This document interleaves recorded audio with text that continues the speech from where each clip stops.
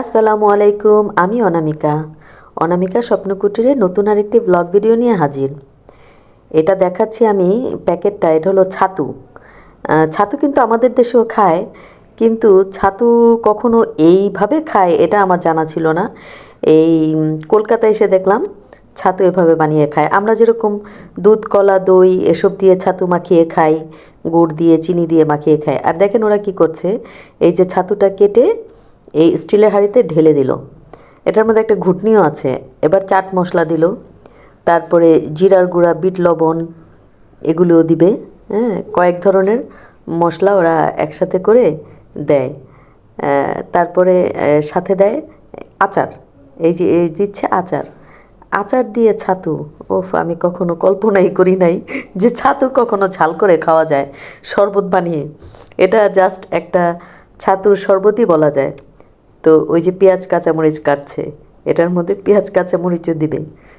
আর আমার কুটকুটির বাবার আবার এই ছাতুটা খেতে তার আবার খুবই পছন্দ। যদিও আমি জীবনেও কোনো দিন খাই নাই, কারণ এটা দেখতেই আমার কাছে যেন কেমন লাগে। ছাতু খায় মিষ্টিভাবে, ছাতু কীভাবে আচার দিয়ে জুস বানিয়ে খায়। আর এই ছাতুর প্যাকেটগুলি কিনতেই পাওয়া যায় রেডিমেড। আর ওরা কী করে, যেভাবে লেবুর রস দিচ্ছে, দেখেন আচারও দিল, এখন অনেকগুলো লেবুর রস দিচ্ছে, কাঁচামরিচ পেঁয়াজ দিল, চাট মশলা দিল, তারপরে কী দিল, বিট লবণ দিল, আচার দিল, এখন দিচ্ছে পানি। এখন এটাকে কি করবে, সে দিবে ঘুটা, ঘুটনি দিয়ে দিবে ঘুটা, মারো ঘুটা। এই যে ঘুরছে ঘুরছে সব মিলিয়ে তারপরে সে এটাকে গ্লাসে ঢেলে দিবে। আমি দেখলাম, আমি দাঁড়িয়ে থাকতে থাকতে কত মানুষ যে এই ছাতু খেলো, এটার যে কী টেস্ট আমি এটা বুঝলামই না।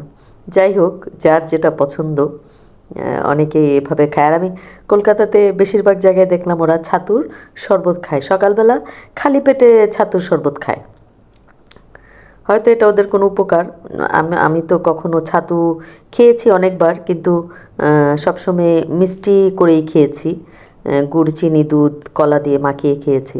তো এভাবে কার কার খাওয়ার ইচ্ছা আছে, আর কে কে এভাবে খেয়েছেন আমাকে কমেন্টে জানাবেন।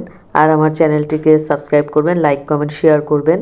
যারা নতুন তারা অবশ্যই বেল আইকনটি টিপবেন, বেল আইকন দিয়ে রাখবেন যেন নোটিফিকেশন পেয়ে যান। আসসালামু আলাইকুম।